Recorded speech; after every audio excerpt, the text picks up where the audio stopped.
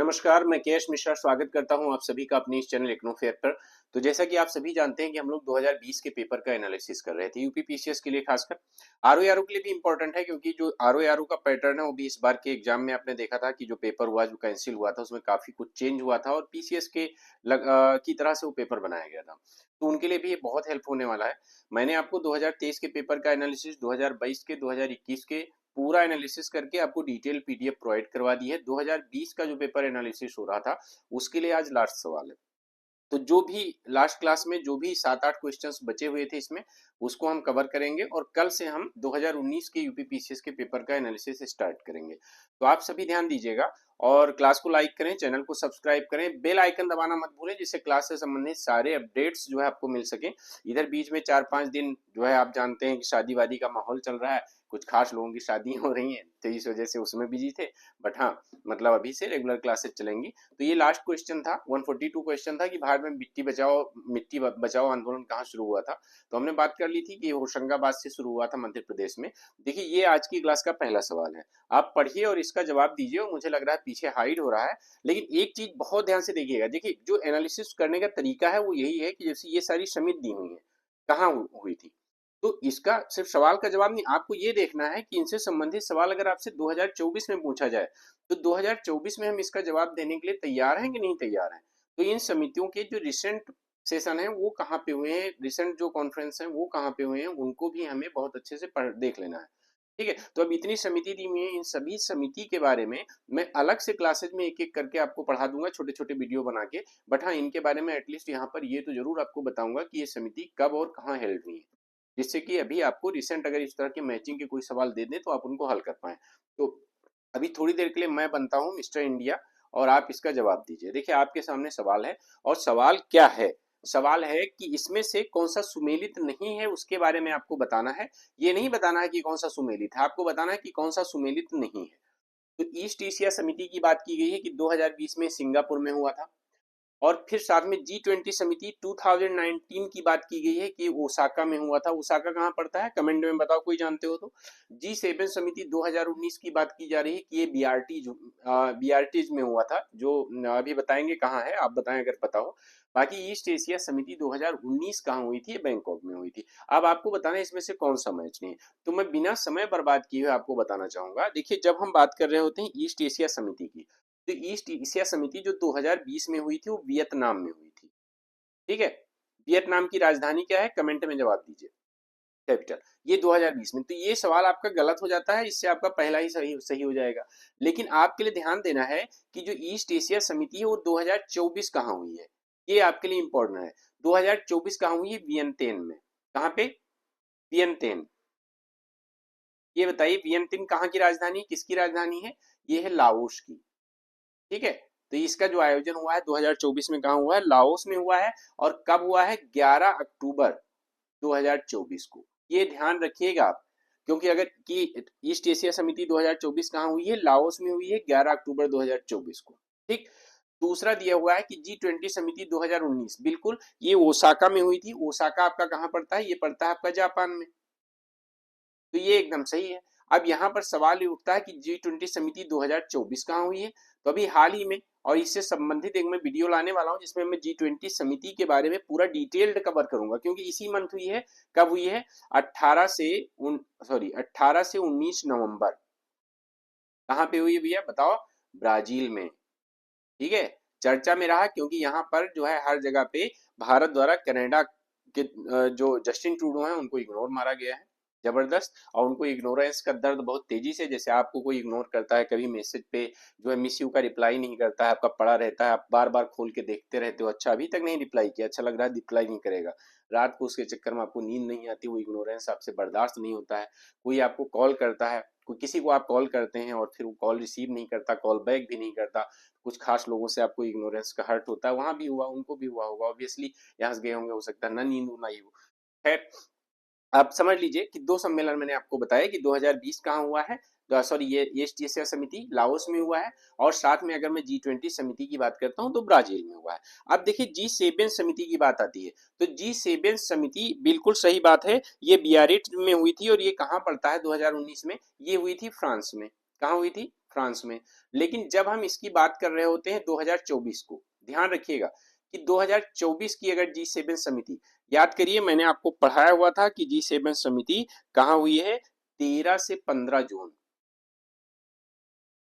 2024 को ये हुई है आपकी इटली में। कहाँ हुई है, इटली, इतालिया, G7 इतालिया, याद है मैंने आपको पहले पढ़ाया भी है क्लास में, इसको इटली में हुई है। ठीक, किसने, उनके उन्होंने ही होस्ट किया, जिनके वो मेमेज मोदी जी के साथ जो है वायरल किए जाते हैं ना, क्या नाम है भाई बताओ। हम्म,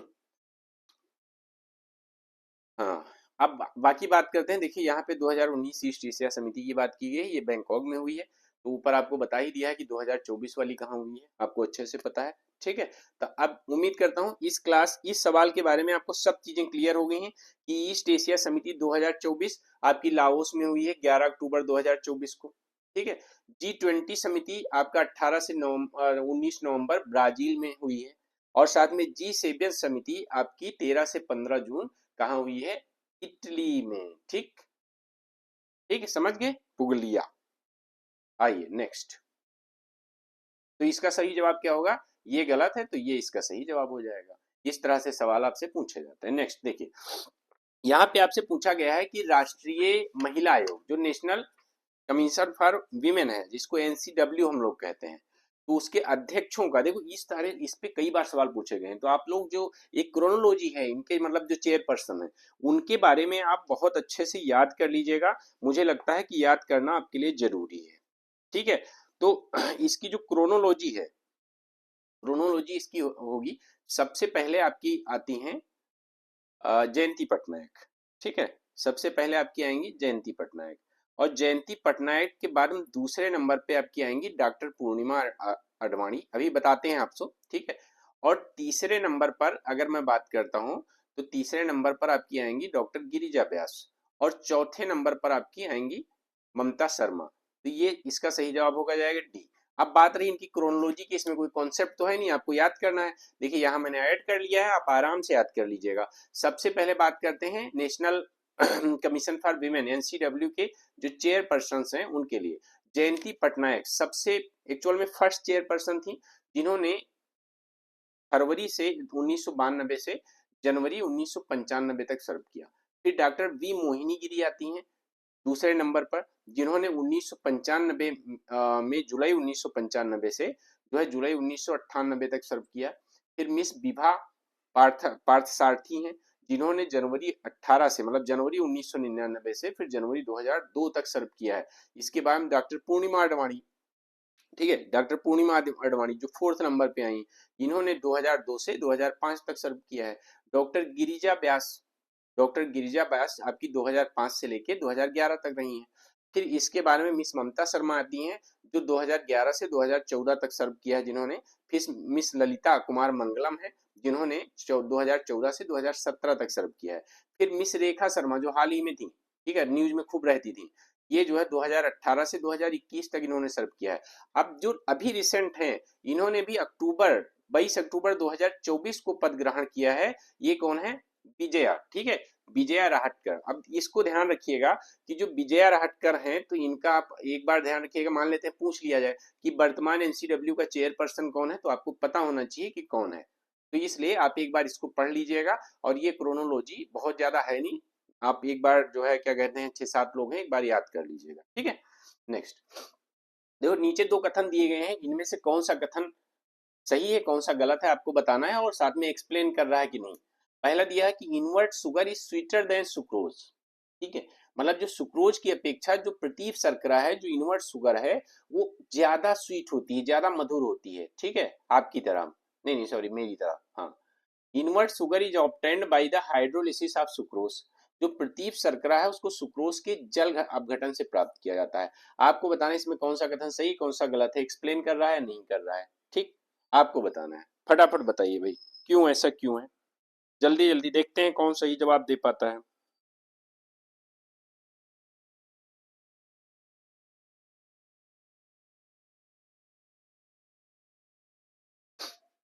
देखो एक्चुअल में जो प्रतीप शर्करा है, जिसको हम इनवर्ट शुगर कहते हैं, ये सुक्रोज से ज्यादा स्वीट होती है। रीजन क्या है, फ्रक्टोज की वजह से।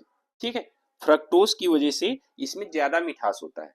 तो पहली चीज, पहला स्टेटमेंट आपका बिल्कुल सही है कि जो सुक्रोज की अपेक्षा अगर देखें तो इनवर्ट शुगर ज्यादा स्वीट होती है, जस्ट बिकॉज ऑफ फ्रक्टोज। ठीक है, क्योंकि इसमें फ्रक्टोज की वजह से काफी ज्यादा मतलब उच्च मिठास देखने को आपको मिलती है।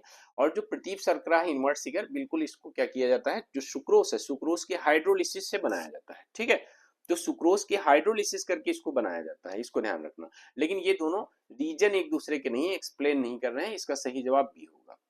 क्योंकि ऐसा नहीं है कि मतलब उसको प्रतीप शर्करा को सुक्रोज के हाइड्रोलिसिस करके बनाया जाता है इसलिए वो जो है क्या कहते हैं ज्यादा मीठी होती है, ऐसा नहीं है। वो ज्यादा मीठी, इसको समझिएगा, क्योंकि आप लोगों को एक अक्सर कंफ्यूजन हो सकता है कि जो इन्वर्ट शुगर है जो obtained by hydrolysis of sucrose, तो इसीलिए फर्स्ट स्टेटमेंट सही होगा, क्योंकि उसमें भी दिया हुआ है कि इन्वर्ट शुगर से ज्यादा स्वीटनर होती है, इन्वर्ट शुगर ज्यादा सुक्रोज से ज्यादा स्वीटर है। लेकिन ध्यान देना, ये बात सही है कि प्रतीप शर्करा invert sugar hydrolysis of sucrose से बनाई जाती है, लेकिन वो सुक्रोज से ज्यादा स्वीट इसकी वजह से नहीं है, बल्कि उसमें फ्रक्टोज की उपस्थिति के कारण है। ठीक है, तो इस वजह से ये अलग अलग सेंटेंस सही है अपनी जगह पे, बट एक्सप्लेन नहीं कर रहे हैं। ठीक, नेक्स्ट, लॉकडाउन के दौरान भारत सरकार के द्वारा प्रयुक्त असाधारण शक्तियों को विधिक आधार पर किन कानूनों से प्राप्त हुआ था। देखो, अगर मैं बात करता हूं आपसे mental health, mental health care, देखो मेंटल हेल्थ केयर एक्चुअल में सबसे पहले कब आया था। चलिए, अभी तो स्पेस है, अभी मैं अपने आप को मुझे लगता है प्रकट कर सकता हूं, तो आपको बताता हूं। देखो, जो ये आपसे मैं बात करता हूँ मेंटल हेल्थ, तो मेंटल हेल्थ हेल्थ एक्ट जो था वो ओरिजिनली आया था आपका, कब आया था, 1987 में। कब कब आया था, 1987 में। अब 2017 में इसको जो है क्या किया गया, अमेंड कर दिया गया। रीजन क्या था कि 2017 में अमेंड करने की वजह क्या थी, क्योंकि देखो पहले जो मेंटल हेल्थ एक्ट था उसमें जो सुसाइड होता है, सुसाइड क्राइम था, पनिशेबल क्राइम था। बट 2017 में उसको अमेंड करके क्या कर दिया गया, भाई अगर देखो कोई सपोज दैट इस स्थिति तक पहुंचता है, तो जाहिर सी बात है वो शौक में आत्महत्या नहीं करता है, उसकी उसके ऊपर कुछ ऐसे रीजन होते हैं जो इतना ज्यादा मतलब इम्पैक्ट डाल देते हैं कि वो अपनी मेंटल हेल्थ खो देता है, तभी वो सुसाइड करने के लिए आगे बढ़ता है। तो इसको एक मेंटल हेल्थ कंडीशन से जोड़ा गया कि भाई अगर ऐसा कुछ होता है तो वो पनिशेबल ऑफेंस नहीं है, बल्कि उसका ट्रीटमेंट कराया जाएगा। ठीक है, उसको मेंटल हेल्थ सेंटर में भेजा जाएगा। आप समझिएगा। तो फिलहाल के लिए आप समझ गए होंगे इसके बारे में, लेकिन ये क्यों, किसको अधिकार प्राप्त हो उस पर हम बाद में बात करेंगे। देखो, जो डिजास्टर मैनेजमेंट एक्ट आता है 2005 में, इससे क्या किया जाता है, एक तो डिजास्टर मैनेजमेंट अथॉरिटी बनाई जाती है। ठीक है, डिजास्टर मैनेजमेंट अथॉरिटी कौन सी, एनडीएमए, जिसको हम नेशनल डिजास्टर मैनेजमेंट अथॉरिटी कहते हैं। दूसरा एसडीएमए बनाया जाता है, जिसको हम स्टेट जो है डिजास्टर मैनेजमेंट अथॉरिटी कहते हैं।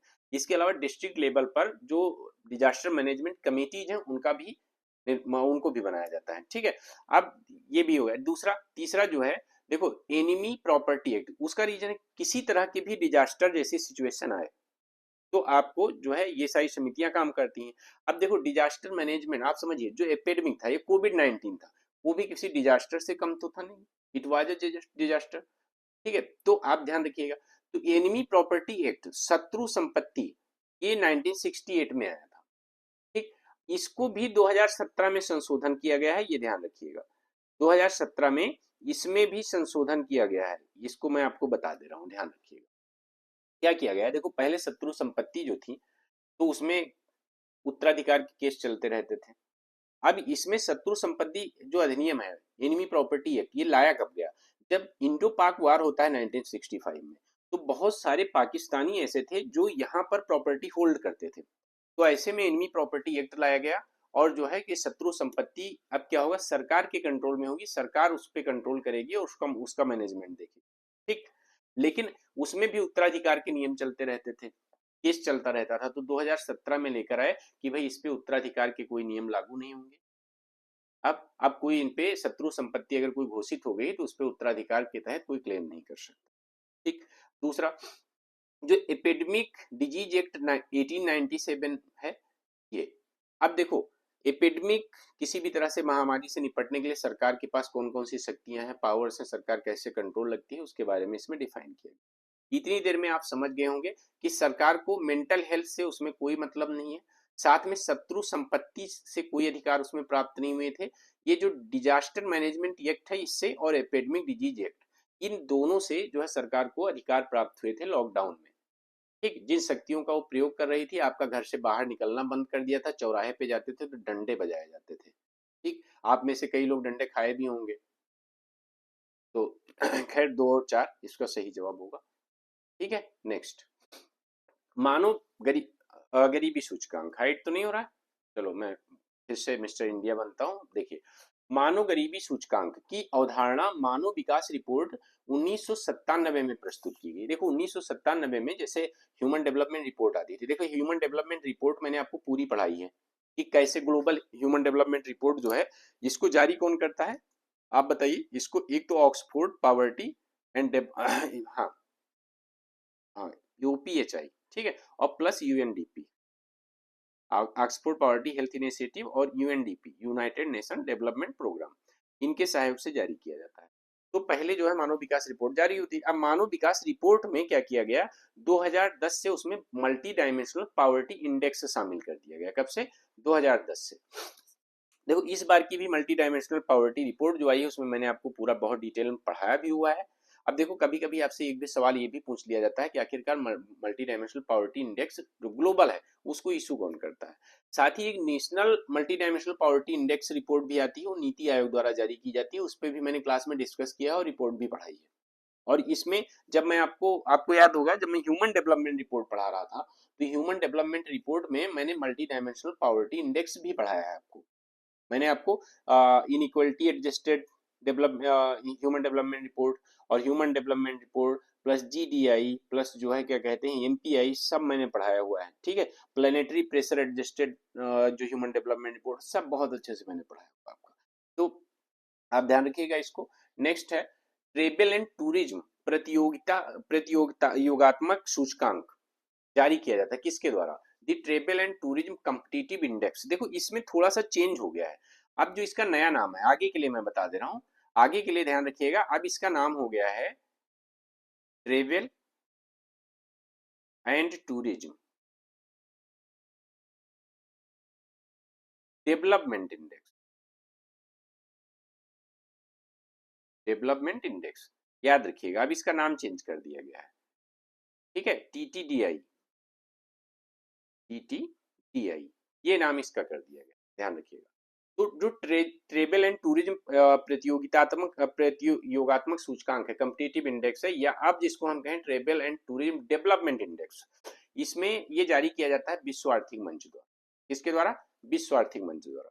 और जब से ये इशू हुआ है, जब से ये जारी किया जाता है, तब से अगर मैं आपसे बात करता हूं, ठीक है, तो लगभग में 119 कंट्रीज को इस बार शामिल किया गया है इसमें। 119 कंट्रीज में अगर मैं बात करता हूं, तो एक चीज ध्यान रखिएगा, अगर मैं टॉप कंट्रीज की, देखो हाइड ना हो रहा हो तो लिख देता हूँ, चलो मैं गायब ही हूँ तो हाइड क्या होगा। देखो अगर मैं इसमें कहूँ टॉप, इस बार की बात करूँ 2024 में, तो सबसे पहले भारत की मैं बात करता हूँ। भारत की जो पोजीशन है वो कितनी है, 39th। भारत की 39th रैंक है, इसको आप याद रखिएगा। और साथ में अगर टॉप की मैं बात करता हूँ, तो टॉप कंट्री, टॉप 5 मैं बता दे रहा हूँ। टॉप 5 में आपके यूएसए आएगा, यूएसए के बाद स्पेन है, जापान है, तीन काफी हैं, बट आगे आप लिख सकते हैं।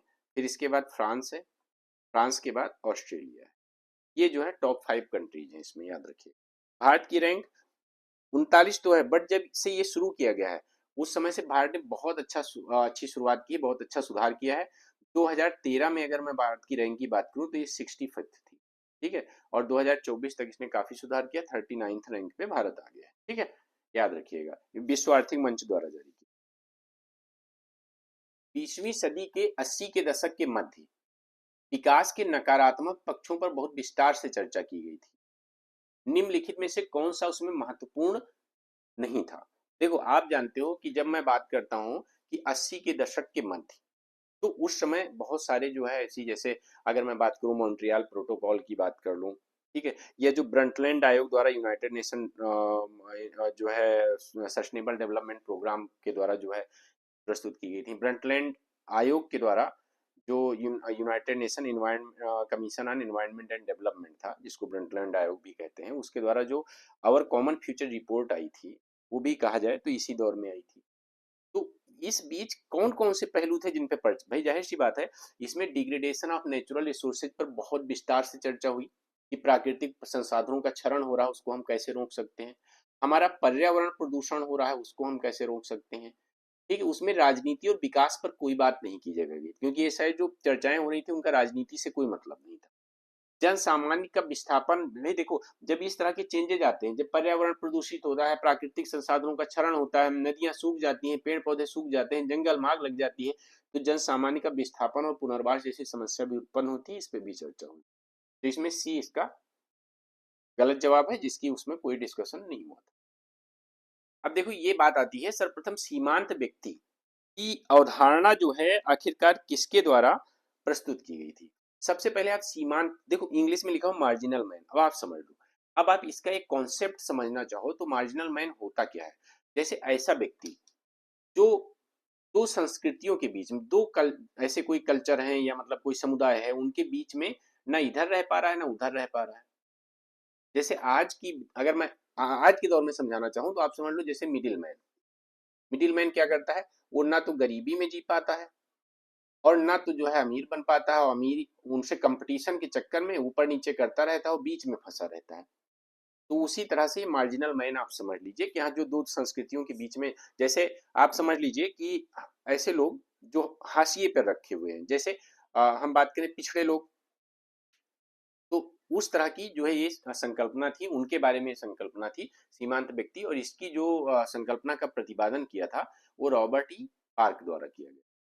तो उम्मीद करता हूँ ये क्लास आपको पसंद आई होगी। आप सभी लोग क्लास को लाइक करें, चैनल को सब्सक्राइब करें, और करंट अफेयर की क्लास भी जरूर देखा करें। डेली जो वीडियो अपलोड होती है उसको भी देखा करें, जो शॉर्ट अपलोड होता है उसको भी देखा करें, सब आपके एग्जाम के लिए इंपॉर्टेंट है।